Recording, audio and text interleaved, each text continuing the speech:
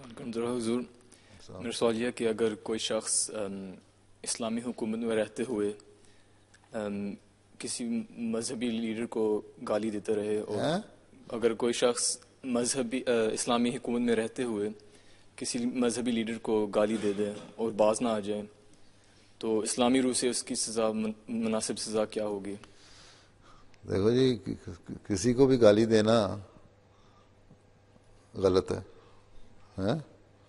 جو ملکی قانون اسلامی حکومت میں اسلامی قانون چل رہا ہے تو ٹھیک ہے، پر مجھے یہ بتاؤ کہ کون سے اسلامی ملک میں اسلامی قانون چل رہا ہے؟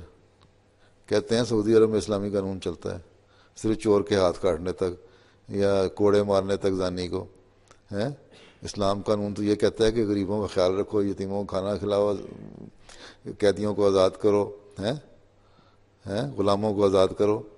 تو بھی ایک ڈاکومنٹری آئی تھی سعودی عرب کی، وہاں عورتیں، بے شمار عورتیں، بچے، یتیم اور غریب فیملیاں، اتنے امیر ملک ہونے کے باوجود وہ ایک انتہائی گندی حالت میں چھوٹے چھوٹے کمروں میں رہ رہے ہیں، اور کھانا بھی نہیں ملتا، بھیک مانگ کے کھانا کھاتے ہیں.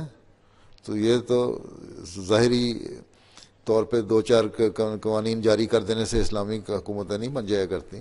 اسلامی حکومت کو پھر ہر چیز کا خیال رکھنا ہوتا ہے، اور جب ہر چیز کا خیال رکھو گے، ہر اپنی رعایا کے ہر فرد کا خیال رکھو گے، تو یا کوئی انتہائی مجرم ہوگا یا پاگل ہوگا جو گالیاں دے ایک دوسرے کو. ٹھیک، جو پاگل ہوگا اس کو پاگل خانے داخل کرا دینا، اور جو مجرم ہوگا پھر اس کی سزا جو بھی قاضی اور جج دے دے. کوئی ڈیفائنڈ سزا تو نہیں اس کے لیے. ٹھیک ہے.